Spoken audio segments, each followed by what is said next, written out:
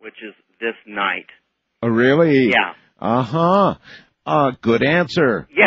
So, you just don't do that. And so now what happened to our friend? well, his girlfriend was crying hysterically, like, "Stop this, I'm getting scared." And he's like, "I'm not scared. This is nothing." Uh-huh. And so I think my friend told me, like, they all started going home maybe like at 1 in the morning. Yeah.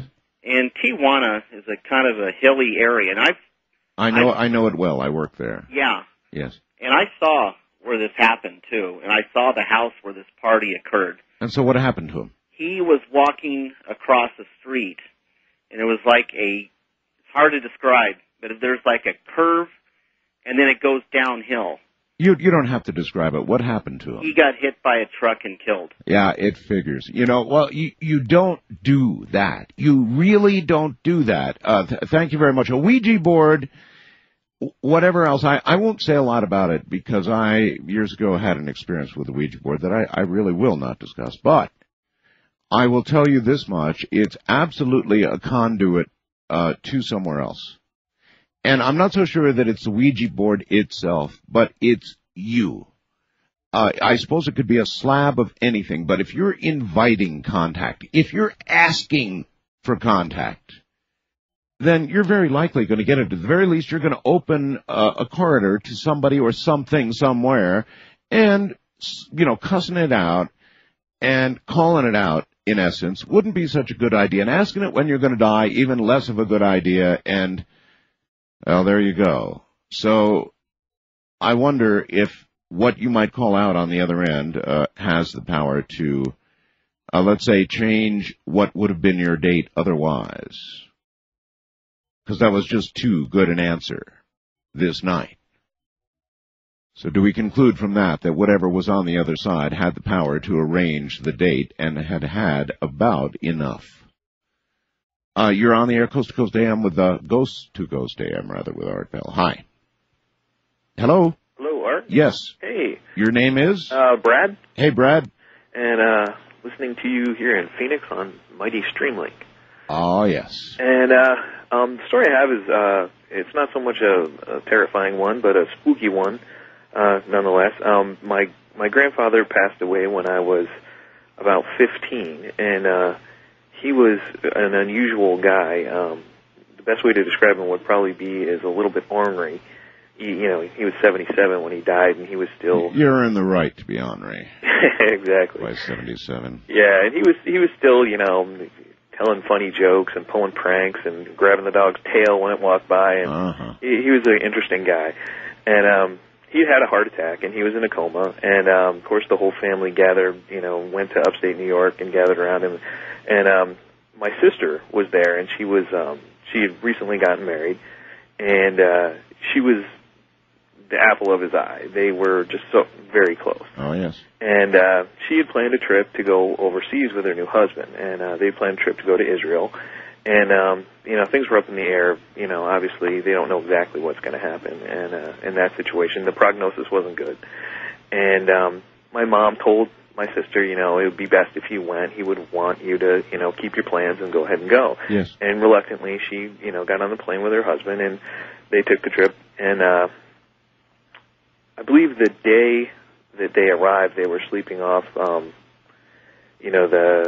the jet lag and everything. I think it's like a 15-hour flight. Sure. And my brother-in-law he'd worked on Wall Street for a while, so needless to say, he was a commodities trader. He had a lot of money. And he bought a Concorde watch before he left. And it was a brand new watch, and they're quite expensive. Mm-hmm. And he noticed that the watch had stopped. And, shortly thereafter, they're getting gathered or whatever, and my mom called and, let them know that my grandfather had indeed passed away. Mm-hmm. And that, they were starting to get the details and everything, and found out that he passed away at exactly the same time as my brother-in-law's watch had stopped. Huh. And the spookiest part of all is my grandfather was a watchmaker. For 40 years he spent, fixing watches. His way of sending a message, huh? Yeah, and it's not scary, but it's spooky, and it's a trick that he would pull. Yeah. All right, son. I know about watches. Watch this. Exactly. It was great, though. I got you. All right, thank you. Yes, in the category of how to get a message across, a watchmaker, you got yourself a new watch, and you didn't stick around for me, huh? Watch this. First-time caller line, you're on the air. Hello. Hi, Art. Hi. What is your first name, please? Randy. Maybe? Randy. Randy. Okay, Randy. Yeah, Randy from Seattle. Hey, in 1995, I was a Marine Lance Corporal stationed in Kaneohe Marine Corps Air Station in Hawaii. Yes. On the island of Oahu.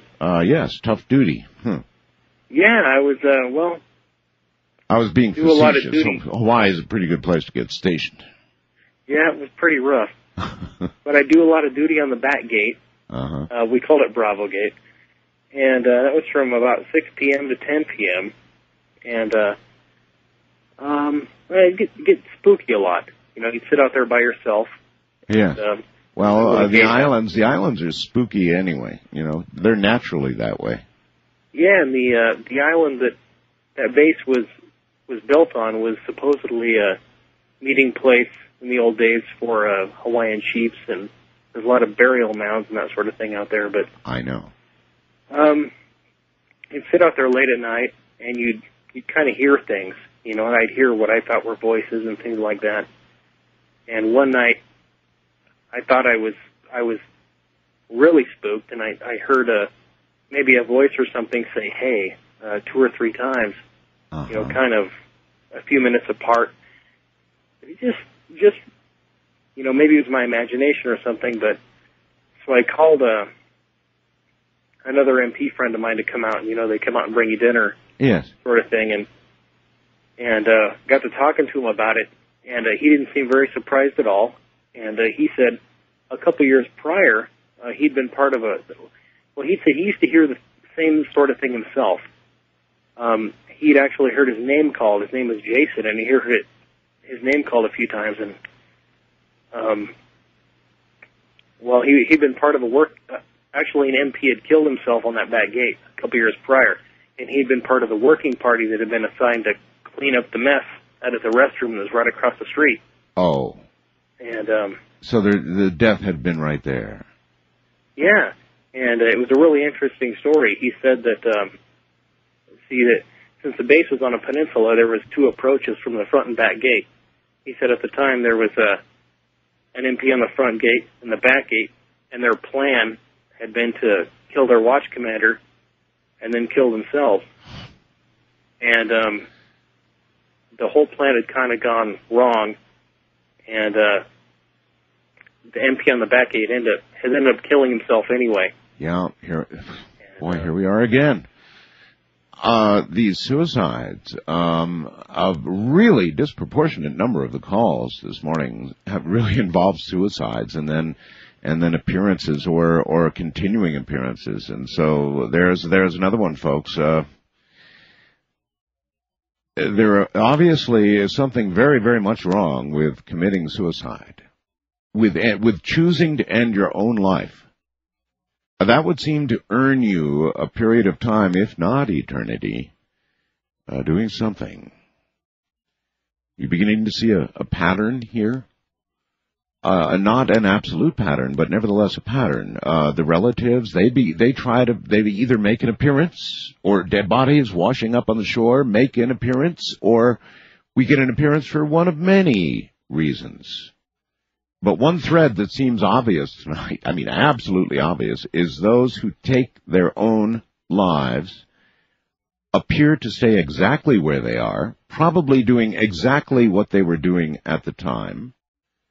And I don't know about you, but the prospect of doing that bad, evil thing for eternity, and you know, that eternity is a very, very long time indeed, right?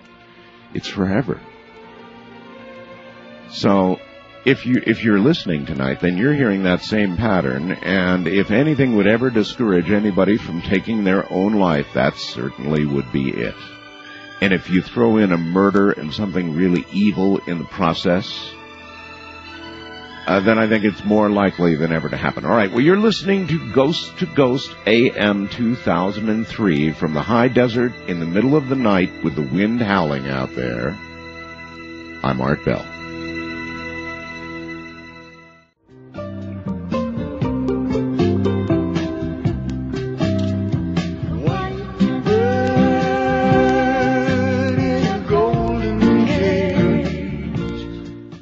This is Coast to Coast AM with Art Bell from the Kingdom of Nye. So in other words, people on the other side send messages. Some of them serve time on the other side. And I'm sure many, many other things. Ghost to Ghost continues in a moment. I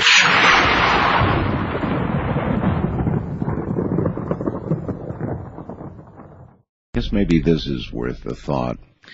For those of you who have faith, then there is certainly no need to hear any stories of this sort. Not really.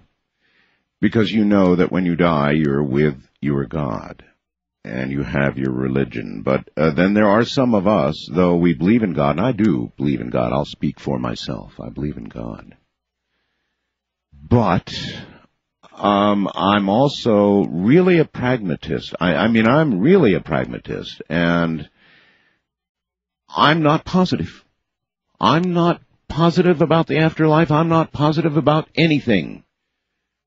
So short of faith that would bridge that for me, I'm inquiring. I'm going to keep inquiring about what the others, whether there really is something on the other side past our physical lives. It's a really important question. And as you listen to these stories, maybe, just maybe, you'll begin to get the idea that there is, and you're hearing some proof of it.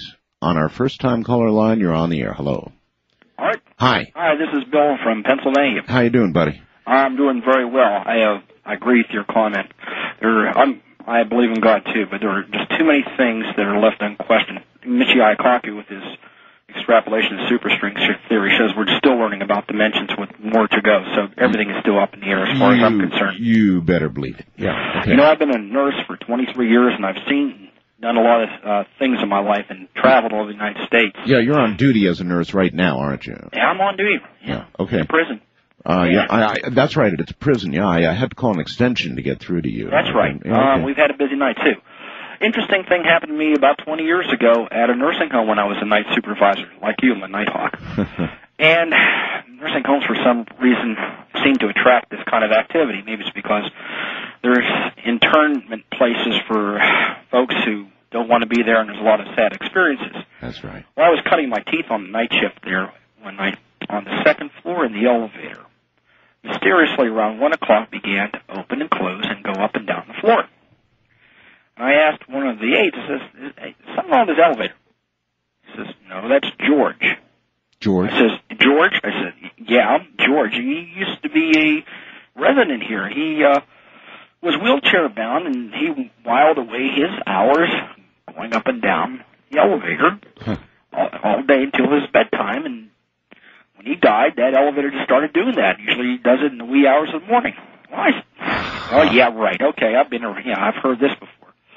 Well, day after day, I've been just kept the mental tally around 1 a.m. in the morning. That elevator started kicking in, and I would go in there and I'd check the switches, because I'm a geek like you, being a ham. Yep. I want to see what's going on here. Sure. Well, there's nothing wrong with it, and it kept doing it till about 4:30 in the morning. One time we had an aide, brand new aide, come in, and the elevator at 1 o'clock, by the stroke of the hour, started moving up and down. She says, what's going on? She says, someone coming up to the floor. She says, no, that's George. Says, by now, you're the one saying, oh, yeah, no, absolutely. that's George. I've been there about 6 months. I said, okay, George is cool. You learn to cohabitate with him. Yes. You can sense a spirit, too. But, maybe, in a way, though, maybe it's not so cool for George. I mean, my God, here's a man who's in a wheelchair in life, right? Mm-hmm. And you would hope that in death he would be released from that. You would think so, but it's almost like there's unfinished business there.